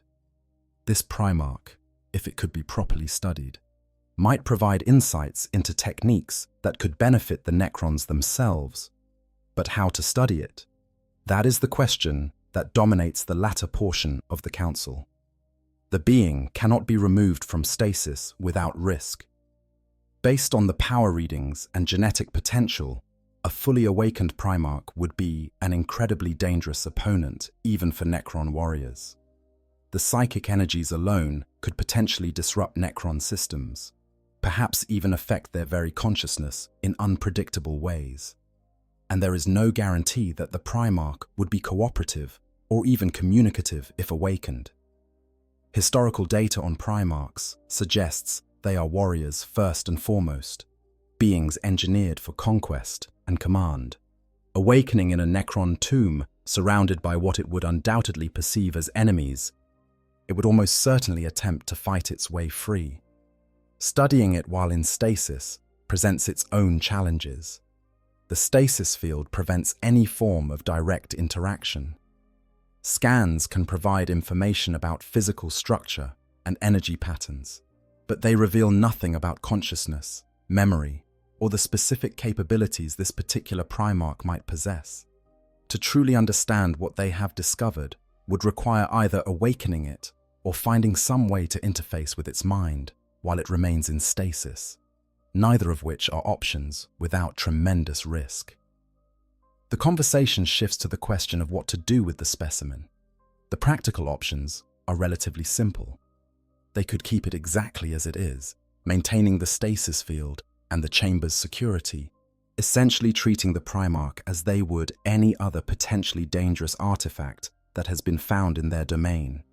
They could attempt to destroy it, though even this presents challenges, as the stasis field that protects the Primarch makes it effectively invulnerable while active, and deactivating the field to destroy what lies within brings them back to the problem of dealing with an awakened Primarch. They could attempt to move it, perhaps to a more secure location, or even to another tomb world, better equipped to contain such a specimen. Or they could attempt to trade it, offering it to another power in exchange for something of value. This last option receives considerable attention. The value of a Primarch to certain parties would be immeasurable. Trazyn the Infinite, for instance, would undoubtedly trade vast resources for such a specimen. Other Necron dynasties, particularly those that have made warfare against the Imperium a priority, would see tremendous strategic value in possessing one of the Emperor's sons. Even the Imperium itself might be willing to negotiate for the return of one of their lost Primarchs, though trusting humans to honor any such bargain would be foolish in the extreme. The Overlord listens to all of this, processing the various arguments and suggestions with the calculating precision of a being who has led armies across 1,000 worlds. Finally, after hours of deliberation, they render their decision. The Primarch will remain in the tomb, secured within its chamber, its stasis field reinforced and monitored constantly. For now, it will be kept as a subject of study, with cryptechs assigned to analyze every aspect that can be discerned through non-invasive scans. The goal is to learn as much as possible about Primarch biology, about the techniques used to integrate warp energies into physical form, about the capabilities and potential weaknesses of such beings.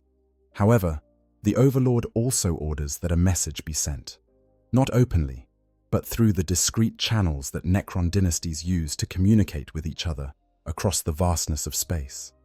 Word of this discovery will reach other tomb worlds, other overlords who might have information or insights relevant to this situation. And it will reach Trazyn, because the Overlord is pragmatic enough to recognize that someday they might need to trade this specimen, and Trazyn's collection represents a vast repository of items that could be of use. Establishing contact now, letting it be known what has been found, ensures that if such a trade becomes necessary, the groundwork will already be laid. But there is another reason for spreading the word, one that the Overlord does not speak aloud, but which every member of the Council understands. If this tomb world possesses such a treasure, if word of it spreads too far or reaches the wrong ears, it could become a target. Other Necron dynasties might attempt to seize the Primarch for themselves. Worse, the Imperium, if they somehow learned that one of their precious gene-sons was in Necron hands, might launch an assault to recover them. Damn the cost. By informing trusted dynasties now, by establishing a network of interested parties, the Overlord creates a web of mutual interest that helps protect the tomb from such threats. Others will have a stake in ensuring this discovery remains secure, because they hope to eventually gain access to the knowledge it represents. In the days that follow, life in the tomb settles into a new pattern. The awakened Necrons, numbering only in the hundreds, rather than the millions that will eventually be roused when the full awakening occurs, go about their assigned tasks. Canoptech constructs continue their eternal work of maintenance and preparation. Cryptechs conduct their studies, their scans and analyses, producing vast amounts of data that must be carefully processed and categorized. The Overlord attends to the administrative matters of running a tomb world, ensuring that all systems function as they should, that the gradual awakening of their forces proceeds according to schedule. But always, in the back of every awakened consciousness, there is awareness of the sealed chamber and what it contains. The Primarch, suspended in stasis, neither alive nor dead, but somewhere in between, represents a mystery that calls to the analytical nature of Necron minds. What secrets does it hold? What can be learned from it? What purpose, if any, will it eventually serve?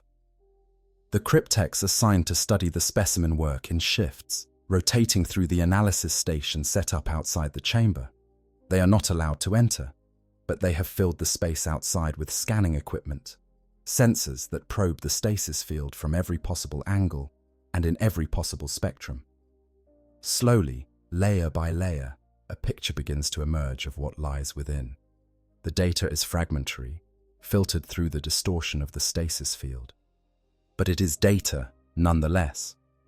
The Primarch's armor, they learn, is a masterwork that rivals even Necron craftsmanship in certain aspects.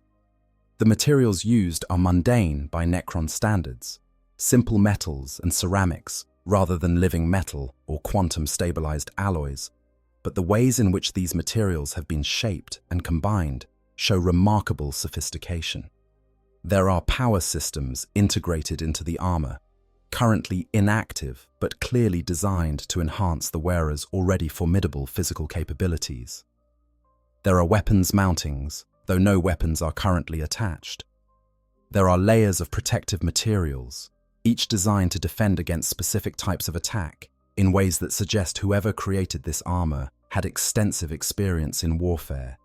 But it is the body within that fascinates the cryptechs most. Even through the distortion of the stasis field, they can detect levels of genetic optimization that surpass anything they have observed in current human populations. Every system is enhanced, reinforced, made redundant and resilient. The muscular structure alone represents centuries of genetic research compressed into a single form. The skeletal system, the cardiovascular system, the nervous system, all of them are works of biological engineering that approach, though still fall short of, what the Necron had achieved before abandoning flesh entirely. And then there are the anomalies, the aspects of the Primarch's biology that make no sense from a purely physical standpoint. organs that serve no obvious function, but which resonate with warp energies in complex patterns. Cellular structures that seem to exist partially outside normal space-time. A nervous system that incorporates what can only be described as psychically active tissues, allowing the brain to interact with the immaterium directly. It is a fusion of the biological and the psychic so complete that separating the two seems impossible. The Primarch is not a being that uses psychic powers. The Primarch is partially made of psychic energies given physical form. This last discovery prompts a series of urgent consultations. The implications are profound. If Primarchs are, at their core, beings of the warp bound into physical bodies, then they represent exactly the kind of entities the Necrons fled from when they gave up flesh and soul to become eternal machines. They are echoes of the Old One's creations, the psychically empowered servants that had so thoroughly defeated the Necrontyr in the ancient war in heaven. The knowledge that humanity has somehow recreated such beings, has found a way to forge weapons from the warp itself, changes everything about how the Necrons must view the Imperium and its capabilities. But it also raises questions about the Primarch's creator, this emperor the humans revere. What kind of being could craft such a synthesis of flesh and warp energy? The data suggests this is not something that could be achieved through mere genetic manipulation and psychic empowerment. The integration is too complete, too fundamental. It suggests a level of understanding of both biology and the immaterium that rivals or even exceeds what the Old Ones possessed. The Emperor, whatever he is clearly far more than a simple human, regardless of what the Imperium's propaganda might claim. The chronometric specialist, after reviewing the data, offers a disturbing hypothesis. Based on the warp signatures and the particular configuration of psychic energies within the Primarch, there are suggestions of temporal manipulation in the being's creation. Not time travel in the conventional sense, but rather a technique where matter and energy from different temporal states are somehow combined or overlaid. This would explain certain anomalies in the Primarch's physical structure, ways in which different aspects of the biology seem to exist at slightly different rates of temporal progression. If true, it would mean the Emperor had access to technologies and techniques that even the Necrons have rarely employed. Methods of wielding time itself as a tool in creation. This possibility deeply troubles the Council. Temporal manipulation is one of the Necrons' jealously guarded advantages, one of the few areas where their technology genuinely surpasses that of all other known races. To think that humanity, that race of short-lived biological creatures who barely understand the basics of physical law, might have developed parallel capabilities through their crude psychic dabbling is almost offensive. It challenges assumptions about the hierarchy of civilizations, about who should rightfully rule the galaxy based on technological superiority. Days turn to weeks, and the analysis continues. The cryptechs compile their findings into vast databases, cross-referencing everything against historical records from the war in heaven, against observations of current human military capabilities, against theoretical models of how biological systems could interface with warp energies. Slowly, a comprehensive picture of what a Primarch is begins to emerge. They are weapons, yes, but weapons of such sophistication that they challenge the Necrons' assumption that biological life is inherently inferior to mechanical existence. And yet, for all their power and sophistication, they are still mortal. Or at least, they exist in a state where mortality has meaning. The Primarch in stasis might live for thousands of years if the field remains stable, might be functionally immortal in practical terms, but the potential for death exists in ways it does not for Necrons. Damage the body sufficiently, destroy the brain, disrupt the integration of warp energies, and the Primarch would die, truly die, not merely be inconvenienced until regeneration systems could restore function. This vulnerability is simultaneously their greatest weakness and, paradoxically, part of what makes them so formidable. Because they can die, because their existence has stakes. Everything they do carries a weight, that Necron actions lack. The Overlord observes these studies with interest, but their primary concern is more practical. How should this discovery influence the tomb's strategic planning? The presence of a Primarch in their possession changes certain equations, opens certain possibilities, but it also creates vulnerabilities. If word spreads too far, if the wrong parties learn of what they possess, it could bring unwanted attention. The tomb is still in early stages of awakening. Most of their forces remain in stasis. Their defenses, while formidable, are not yet at full strength. They are vulnerable in ways they will not be once the full awakening is complete. This concern proves prescient when, approximately 3 weeks after the initial discovery, the tomb's long-range sensors detect incoming vessels. Not human ships, which would be concerning enough, but something else. Necron signatures, but not from their dynasty. Another tomb world's forces, approaching at speeds that suggest urgency rather than casual travel. The Overlord issues immediate orders. All defensive systems are to be brought online. Warrior phalanxes are to be awakened ahead of schedule. The Canoptech constructs are to prepare the tomb for potential siege. And the chamber containing the Primarch is to be sealed with additional layers of security. Whatever is coming, whatever this other dynasty wants, they will not take the prize without a fight. The incoming forces make no attempt at stealth or subterfuge. They broadcast their identity openly, a message that ripples across quantum communication channels with perfect clarity. They are representatives of Trazyn the Infinite, the Great Collector himself, come to negotiate for acquisition of the specimen. The message is polite, diplomatic even, but there is an underlying assumption of authority in its phrasing that sets the Overlord's strategic subroutines into heightened alert. Trazyn is famous, or perhaps infamous, for getting what he wants, through negotiation if possible, through more direct means if necessary. His reputation across the Necron dynasties is that of a being who views all things as potential additions to his collection, and who has few qualms about the methods used to acquire particularly prized specimens. The Overlord considers their options. They could refuse to negotiate, could simply deny Trazyn's forces permission to approach. But that would likely lead to conflict, and conflict with another Necron dynasty is never ideal, especially when the tomb is not yet at full awakening.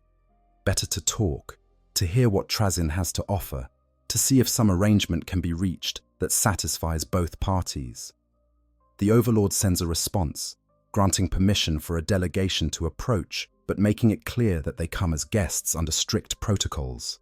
Any violation of those protocols, any attempt to seize the Primarch without agreement, will be met with immediate and overwhelming force.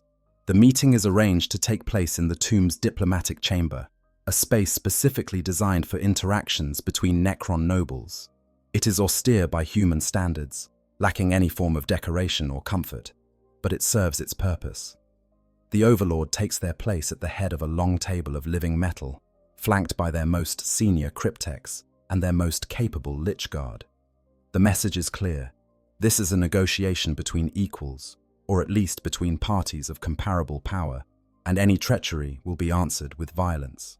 When Trazyn's delegation arrives, it is led by the Collector himself, or rather, it is led by what appears to be Trazyn, for the famous Overlord is known for sending surrogates. Subordinate Necrons programmed to look and act like him, while the real Trazyn remains safely elsewhere. But the being that enters the chamber carries themselves with an authority that suggests this might actually be the genuine article. Trazyn the Infinite, Archaeovist of Solemnace, collector of all things rare and significant, has come in person to negotiate for what might be the greatest prize of his long existence. The negotiation that follows is a masterclass in Necron diplomacy, which is to say, it is conducted with ruthless efficiency and utterly without sentiment. Trazyn opens by acknowledging the tomb's claim to the Primarch by right of discovery and possession. This is important in Necron law, which places great emphasis on ownership and territorial rights. By acknowledging the legitimacy of their claim, he establishes the framework for an honest trade rather than attempting to assert some superior claim based on his own authority or reputation. His offer is substantial. He proposes to trade a collection of items from his galleries, items that he has carefully selected based on what intelligence he has gathered about this particular tomb's needs and interests. There are ancient Necron tire artifacts, pieces that predate biotransference and therefore carry historical and cultural significance. There are technological components, rare pieces of equipment that could be used to enhance the tomb's defensive systems or improve the efficiency of their awakening procedures.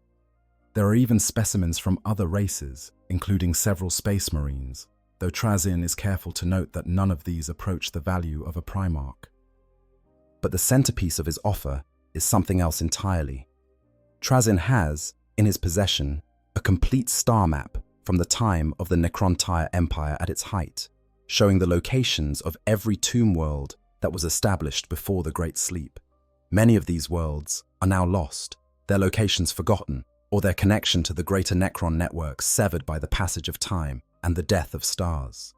Such a map would allow the Overlord to contact other tombs, to potentially awaken them and bring them into alliance, to expand their power and influence across the sector and beyond. For a tomb world in early awakening, trying to establish its place in a galaxy that has changed beyond recognition, this information would be invaluable. The Overlord considers the offer with the careful deliberation that their position demands. The items Trazyn offers are indeed valuable, and the star map especially so. But the Primarch represents something more. It is not just an artifact or a specimen. It is a window into the capabilities of a major galactic power, a source of information that could prove crucial in the long-term conflicts that the Necrons know are coming. Giving it to Trazyn, who will simply lock it away in his galleries as another trophy, seems wasteful when it could be studied in detail here, where the knowledge gained could immediately benefit the tomb's development. And yet, there is wisdom in Trazyn's proposal that the Overlord cannot ignore. The collector is right when he subtly points out that possessing such a specimen creates risks. Other parties will learn of it, if they have not already. The Imperium itself might discover that one of its lost Primarchs is in Necron hands. Keeping it could bring war to their doorstep before they are ready. Whereas, if it is transferred to Trazyn's galleries on Solemnas, that tomb world's formidable defenses and Trazyn's own considerable resources would handle the security concerns. The risk would be his to bear rather than theirs. The negotiation extends over several days as both parties consider various modifications to the proposed trade. Trazyn offers additional items, attempting to sweeten the deal. The Overlord counters with requests for different artifacts, for technology that would benefit their particular needs.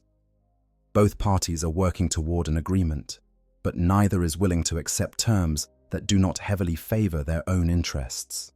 This is the way of Necron commerce. Each side pushing for every possible advantage while maintaining the formal courtesy that their culture demands. It is during one of these sessions that an unexpected development occurs. The tomb's sensors, constantly monitoring the sealed chamber, detect a change. The stasis field around the Primarch, which has been absolutely stable since the discovery, fluctuates. It is minor, barely registering on the measuring equipment, but it is there. Something is changing inside that bubble of frozen time. Something is different about the Primarch's state. The cryptechs immediately swarm to their analysis stations, conducting new scans and comparing them to their baseline readings. What they discover is both fascinating and deeply concerning. The Primarch's biosigns, while still suspended in stasis, show increased activity. Brainwaves that had been nearly flat are spiking with greater frequency. The integration patterns of warp energy are shifting, subtle reorganizations that suggest something is happening on a consciousness level. Most alarming of all, there are indications that the stasis field itself is being affected from within, as if something about the Primarch's changing state is beginning to interact with the mechanisms that hold it frozen. The implications are immediate and dire. If the stasis field fails, if the Primarch awakens, They will have no choice but to deal with a fully aware and active demigod warrior in the heart of their tomb. And based on everything they have learned about Primarchs, such a being will be extremely dangerous, extremely unpredictable, and extremely unlikely to be cooperative. The carefully maintained balance of their situation, the luxury of time to study and decide, all of that evaporates in an instant. The Overlord makes a decision that surprises some of the Council, but which, in retrospect, is perhaps inevitable. They will accept Trazin's offer, not the initial offer, but a modified version that extracts additional concessions from the Collector. But fundamentally, they will trade the Primarch. The risk of keeping it has become too great, and Trazin's galleries on Solemnas are specifically designed to contain beings of tremendous power. If the Primarch awakens there, it becomes Trazin's problem rather than theirs. And they still gain the star map and the other items, resources that can be put to immediate use in strengthening the tomb. Trazin accepts the modified terms without hesitation, suggesting that he may have been prepared to pay even more if necessary. Within hours, arrangements are made for the transfer. The chamber is opened, but carefully, with weapons trained on the stasis field and lich guards standing ready to respond to any threat. Trazin's forces bring in specialized containment equipment, Necron technology specifically designed for transporting dangerous specimens. The stasis field, still holding but now clearly under strain, is carefully surrounded by secondary containment measures. Layer upon layer of security is added, turning the Primarch into a package that could theoretically survive anything short of a star going nova. As the specimen is prepared for transport, the Overlord and Trazin stand together, observing the process. In a rare moment of candidness, Trazin shares his thoughts on what they have found. This Primarch, he says, is one of the most significant discoveries in recent millennia, not just for what it is, but for what it represents. The Imperium has created weapons that rival the Old One's greatest achievements, has done so without the millions of years of development that characterize the ancient races. Humanity, for all its many flaws and limitations, has proven capable of achieving things that should be impossible. This alone makes them a threat that the Necrons must take seriously, must study and understand if they are to successfully reclaim the galaxy. But there is something else in Trazin's tone, something that the Overlord recognizes even though it is rare in Necron interactions. Respect, not for the Primarch specifically, or even for the Emperor who created it, but for the ambition behind the creation. The Necrons understand ambition. They understand the drive to transcend limitations, to achieve the impossible, to refuse to accept the constraints of natural law. They did it themselves when they underwent biotransference, when they traded flesh and soul for eternal mechanical existence.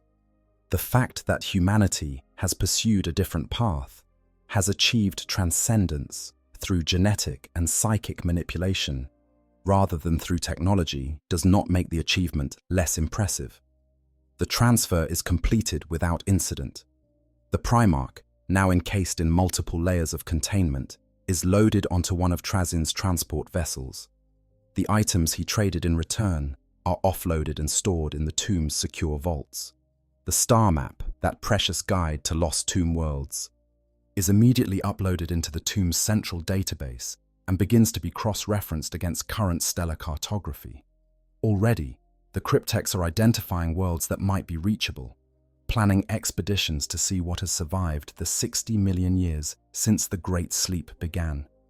As Trazin's forces depart, taking their prize with them, the tomb settles back into the pattern it had before the discovery. The awakening continues, more Necrons gradually restored to function. The defensive preparations go forward, ensuring that when the tomb is fully operational, it will be a fortress capable of withstanding any assault. The daily routines of maintenance and preparation resume their eternal cycle, but things are not quite the same as they were before. The discovery of the Primarch, brief as their possession of it was, has changed something fundamental about how the tomb views the galaxy they are awakening into. The Imperium is not just another primitive race to be swept aside when the Necrons reclaim their rightful place as rulers of all things. It is a civilization that has achieved genuine sophistication in certain areas, that has created weapons and warriors worthy of respect, even from beings who have existed for millions of years. The wars to come will not be simple stomping exercises against inferior foes. They will be genuine contests between powers that each possess different advantages and capabilities. For the Overlord, there is satisfaction in the trade they have made. The star map alone will prove its worth 100 times over as they use it to expand their influence and awaken other tombs. The other items Trazyn provided will enhance their capabilities in immediate and useful ways, and they are free from the risk and complication that the Primarch represented. Let Trazyn deal with the specimen. Let him study it in his galleries, extract whatever knowledge can be gained from it. The Overlord has more practical concerns, the building of armies and the reclamation of worlds. And yet, in the quiet moments between administrative duties, the Overlord sometimes finds their thoughts returning to that sealed chamber and what it contained, a being of flesh and blood and warp energy, suspended between life and death, powerful and vulnerable all at once. A creature that embodied everything the Necrons gave up when they chose to become machines, yet also everything they sought to become, immortal and incorruptible and eternal. There is something poignant about that, something that resonates with consciousness patterns that remember, however faintly, what it was like to be flesh. The Primarch is gone now, taken to Solemnace to join Trazyn's vast collection of historical artifacts and significant specimens. But the memory of it remains, and with that memory comes questions that have no easy answers. Did the Necrons make the right choice when they abandoned flesh for metal? Did they gain immortality but lose something essential in the process? The Primarchs, with their fusion of biological perfection and supernatural power, seem to suggest an alternative path, a way to transcend mortal limitations without giving up the connection to life itself. These are dangerous thoughts, the kind that could lead to something the Necrons do not permit themselves to feel: regret. So the Overlord pushes them aside, focuses on practical matters, on the work of building and preparing and awakening. There are wars to plan, enemies to assess, territories to reclaim. The galaxy is vast and full of threats and opportunities. There is no time for philosophical musings on choices made millions of years ago. But somewhere deep in the tomb's memory banks, in data files that are archived and secured but not deleted, the scans of the Primarch remain. Every measurement, every analysis, every bit of information gathered during those weeks of study has been carefully preserved. Because the Necrons understand the value of knowledge, understand that even information that seems irrelevant today might become crucial tomorrow. Someday, perhaps, that data will prove useful. Someday, perhaps, understanding how humanity creates its Primarchs will provide the key to defeating them. Or perhaps, in some distant future that none of them can foresee, that knowledge will serve an entirely different purpose. Perhaps it will inform attempts to restore what the Necrons lost, to find some way to reclaim the flesh and soul they traded away for immortality. It is not impossible, after all. If humanity can bind warp energy into biological forms, create beings that are simultaneously material and immaterial, perhaps similar techniques could be applied in reverse. Perhaps the path back to flesh exists, hidden in the mysteries of Primarch creation. But these are speculations for another time, considerations for an uncertain future. For now, the tomb continues its awakening. The Necrons go about their work of preparation and consolidation. And across the void, aboard Trazyn's vessel, the Primarch slumbers on, unaware of the transactions that have determined its fate, unaware that it has changed hands from one ancient power to another, unaware that even in stasis, suspended in frozen time, it has already influenced the course of events in ways both subtle and profound. The story of the Primarch in the tomb is over, but its echoes will reverberate through the sector for years to come. Other tomb worlds, learning of the discovery and the trade, will begin to search their own archives and sealed chambers, wondering what other surprises might be hidden in places that have not been accessed since before the Great Sleep. Trazin's collection, already legendary, gains another jewel that elevates his status among the collecting community. And the Imperium, when and if they ever learn what happened, will have to grapple with the knowledge that one of their gene fathers spent time in Necron custody, examined and studied by beings who view all biological life with clinical detachment. In the grand scope of the galaxy's history, this incident is small. One tomb world, one discovery, one trade. Billions of such events occur every day. Small transactions and encounters that might be significant to those immediately involved, but which barely register in the larger patterns of galactic civilization. But sometimes, small events have large consequences. Sometimes, a single discovery changes how powers view each other, how they assess threats and opportunities, how they plan for the future. The Necrons now know, with certainty rather than speculation, that humanity has achieved something remarkable. They have created beings that rival the Old One's greatest works, have done so through methods that the Necrons cannot fully understand or replicate. This knowledge will inform every future interaction between the two civilizations.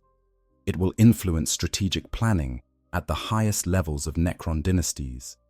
It will shape the way wars are fought and alliances are forged. And for the Primarch, still sleeping in its prison of frozen time, the journey continues. From the laboratory where it was created, through whatever circumstances brought it to a Necron tomb world, through its brief residency there, and now to Trazin's galleries, it moves through history like a pawn on a chessboard, shaped by forces it cannot control or even perceive. Its story is not over. Someday, perhaps soon, or perhaps in the distant future, it will awaken. And when it does, when consciousness returns and awareness floods back into that superhuman mind, it will find itself in circumstances it could never have imagined, surrounded by beings and technologies that would be alien beyond comprehension. But that is a story for another time, a tale that will unfold in the future that rushes toward us all. For now, the tomb returns to its patient work of awakening. The Necrons continue their eternal vigil, machines that remember being flesh, waiting for the day when they will reclaim their place as masters of the galaxy. And the Primarch sleeps on, a silent witness to the strange and complex web of civilizations that fill the universe, each pursuing its own vision of what life and death and eternity should mean. In the grim darkness of the far future, there is only war, but there is also mystery and wonder, and the occasional moment of surprising connection between beings who should have nothing in common. The Necrons and the Primarchs, one race that gave up flesh to escape death, and another that was engineered to transcend human limitations while remaining biological, represent two different answers to the same fundamental question. What does it mean to be more than mortal? Neither is better than the other, neither is more correct. They are simply different paths, different choices, made by different civilizations, in response to the harsh realities of existence in an uncaring universe. And perhaps that is the real lesson of this story. Not the technical details of how Primarchs are created, or the political maneuvering between Necron dynasties, or even the exotic physics of stasis fields and living metal, but rather the simple recognition that in a galaxy full of diverse civilizations, each pursuing their own vision of perfection, there is room for many different kinds of immortality, many different ways to transcend the limitations that nature imposes. The Necrons chose one path and have lived with its consequences for 60 million years. Humanity, through the Emperor's genius or madness or both, has chosen another. And throughout the galaxy, countless other races have made their own choices, found their own ways to survive and thrive in an environment that kills the weak and rewards only the most adaptable. None of them are wrong exactly. None of them are right. They simply are, each a different expression of the fundamental drive to continue existing, to persist in the face of entropy and chaos and the inevitable heat death of all things. So as we reflect on this tale of discovery and trade, of ancient machines and engineered demigods, of diplomatic negotiations conducted without emotion across gaps of species and philosophy, so vast they should prevent any communication at all, perhaps we should take a moment to appreciate the sheer diversity of the galaxy we inhabit. In all its horror and beauty, in all its conflict and cooperation, it is a place of infinite possibility, where even beings who should be completely alien to each other can find common ground, can recognize in each other the same desperate desire to matter, to have purpose, to leave some mark upon the universe that will outlast the brief span of any single existence. If you've enjoyed this exploration of what happens when two of the galaxy's most fascinating civilizations intersect in unexpected ways, please consider leaving a like and subscribing to the channel. There are countless other stories to tell from the Warhammer 40,000 universe. Countless other scenarios where different factions meet and clash, and occasionally find something like understanding. The lore of this setting is vast and deep, filled with tragedy and triumph, with monsters and heroes and beings who are somehow both at once. And we're here to explore it all, one story at a time, delving into the implications and possibilities that emerge when you really think about how these different civilizations would interact. Until next time, this has been another deep dive into the lore of Warhammer 40,000. Remember, in the grim darkness of the far future, there is only war, but there is also discovery and wonder, and the occasional moment of perfect clarity when we realize that even in the darkest universe imaginable, there are still questions worth asking and mysteries worth exploring. Stay curious, stay engaged, and we'll see you in the next video. I hope you guys enjoyed the story. Make sure to hit the subscribe, like, share button, whatever you want. Give me some feedback if there's any. And yeah, sleep well.